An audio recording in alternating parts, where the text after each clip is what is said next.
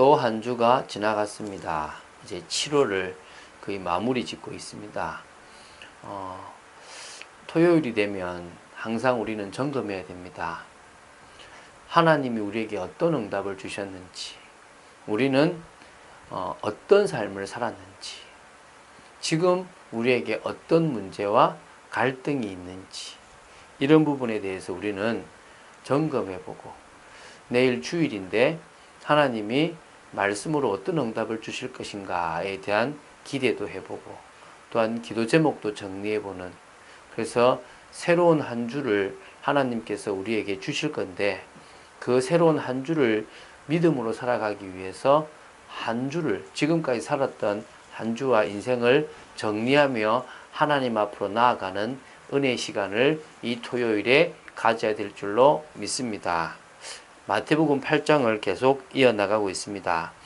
28절부터 34절까지 귀신 들린 사람에 대한, 그것도 많은 군대 귀신 들렸다라고 하는 그 사람에 대한 이야기를 보겠습니다. 예수님께는 군대 귀신 들렸던, 한 사람 귀신 들렸던, 전 세계 귀신이 다 오든 아무런 상관이 없습니다. 예수님은 바로 그리스도이시고 사단의 권세, 사단의 일을 멸하기 위해서 이 땅에 오신 분이시기 때문에 진정으로 그분에 대한 믿음이 우리에게 하나님 나라를 이룰 줄로 믿습니다. 자, 한번 보겠습니다. 28절 있습니다. 또 예수께서 건너편 가다라 지방에 가심에 귀신 들린 자 둘이 무덤 사이에서 나와 예수를 만나니 그들은 몹시 사나워 아무도 그 길로 지나갈 수 없을 지경이더라. 예수께서 이제 건너편 가다라 지방이라고 했습니다. 다른 데는 거라사라고 이렇게, 이게 마태, 마가, 누가 세 곳에 다 나오는데요. 마가복음과 누가복음에는 이 거라사라고 나오고 마태복음에는 가다라 지방에 나옵니다. 이게 이 당시 지역을 부르는 방식이나 또 어떤 어떤 표현에 따라서 조금 여러 가지 지명이 다르게 조금 나오겠다고 합니다. 그래서 가다라라는 말과 거라사라는 말이 그 당시 별 차이 없게 느껴지면 됩니다.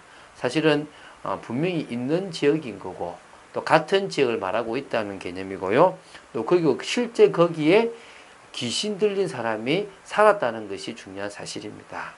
그래서 다른 데하고 다르게 마태복음에는 귀신 들린 자 둘이 있었다고 그랬습니다. 한 명 있으면 외로울 건데 어쨌든 둘이 무덤 사이에서 이렇게 힘들어 했다는 겁니다.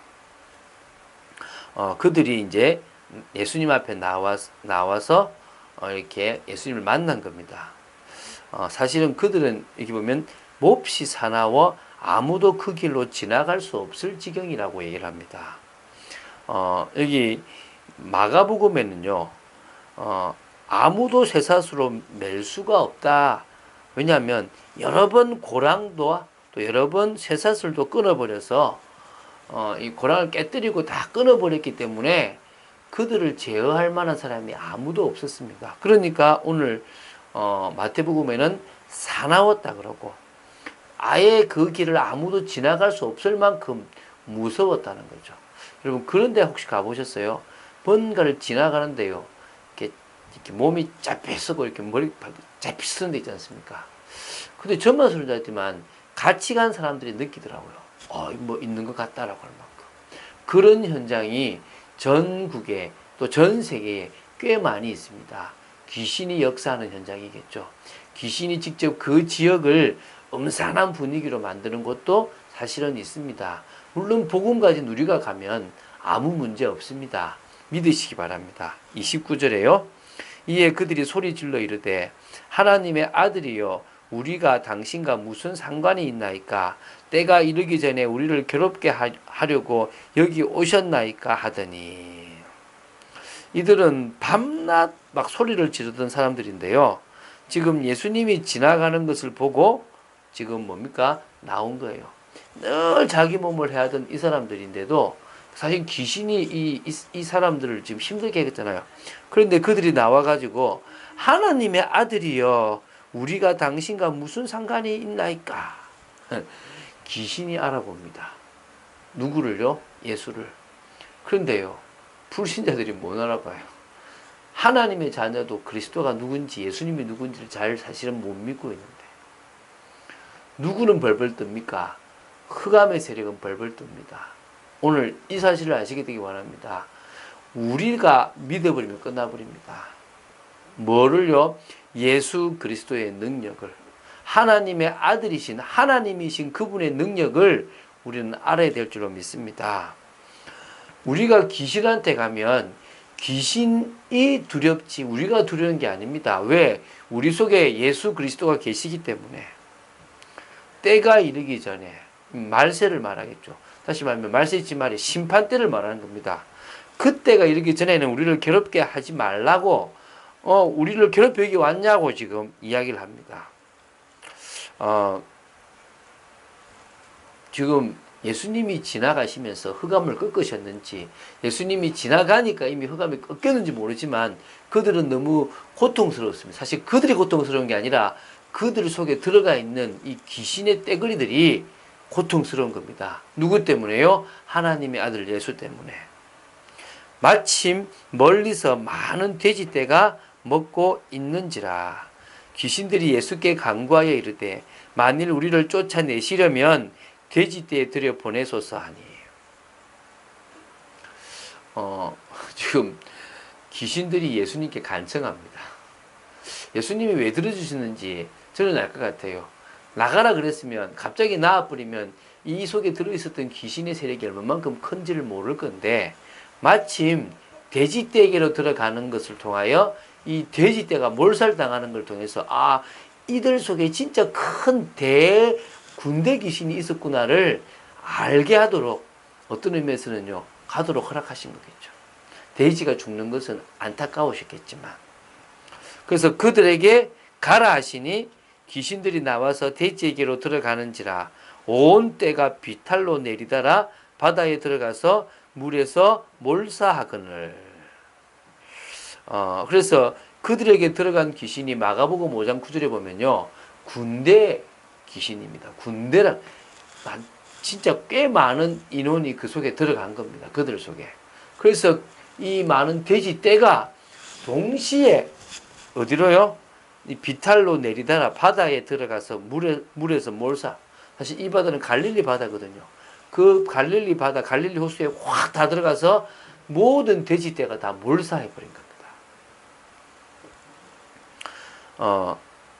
치던 자들이 달아나 시내에 들어가 이 모든 일과 귀신 들린 자의 일을 고하니 온 시내가 예수를 만나려고 나가서 보고 그 지방에서 떠나시기를 간구하더라. 그 돼지떼를 치는 자들이 갑자기 그 두 귀신 속에 있었던 많은 귀신들이 돼지떼에 들어와서 우르르 돼지가 동시에 바다로 들어가서 몰사하는 걸 그대로 본 겁니다. 그래서 무서워서 시내로, 마을로 들어가서요, 이 일어난 모든 일과 귀신 들린 자들이 회복된 일들을 딱 고하니까 온 시내가 예수를 만나려고 나가서 본 겁니다. 야, 어떤 분이길래 그렇게 하냐 보고 온 거죠. 예수인 거예요. 이분이 바로 그리스도구나. 그런데요, 그 지방에서 떠나라고. 아니, 우리와 계속 계셔서 이 지역에 흑암이 이제 역사하지 못하도록 막아달라고 이래 될 건데, 뭐가 두려운지요? 떠나달라고 간구하는 겁니다. 또 귀신이 역사할까 싶어서, 또 다른 육신적인 피해가 있을까 싶어서 두려워했겠죠. 우리는요, 영적인 세력이 무너지는 것보다 더 중요한 게 없는데 육신적인 것이 빼앗길까 싶어서 늘 전전긍긍하고 있을 때가 많습니다. 하나님이 얼마나 안타까우시겠습니까? 오늘 이 사실을 통하여 지금도 이 돼지떼에 들어갔던 이 귀신들, 또 어떤 사람 발악하는 사람들, 그래서 귀신 들려서 누구도 제어할 수 없는 그런 영적인 어떤 이 세력들이 있다는 사실을 우리는 알아야 될 줄로 믿습니다. 그런데 그 속에서 우리는 두려워할 것이 아니라 예수 이름을 붙잡는 우리에게 귀신은 더 이상 건드릴 수 없다라는 확신을 가져야 될 줄로 믿습니다. 그리고 우리는 이 그리스도를 내 마음속에 모심으로 말미암아 영원히 주님과의 참된 축복, 흑암의 권세가 건드리지 못하는 축복을 누려야 될 줄로 믿습니다. 그게 교회입니다. 사단이 건드릴 수 없는 게 교회입니다. 사단은 교회당은 건드립니다. 사단은 지금 예수 믿는 사람들이 모인다고 하는 이름을 가진 교회들 속에는 역사할 수 있습니다. 그러나 믿음의 고백, 주는 그리스도시요 살아계신 하나님의 아들이십니다를 고백하는 진짜 예수님을 머리로 한 지체들의 모임인 교회에는 역사할 수가 없습니다. 할렐루야.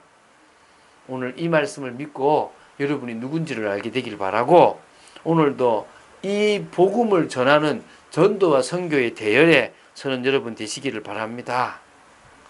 하나님은 바울을 부를 때부터 이방인과 임금들과 이스라엘 백성을 위한 자신의 그릇으로 쓰시기 위해서 부르셨습니다. 저와 여러분도 마찬가지입니다.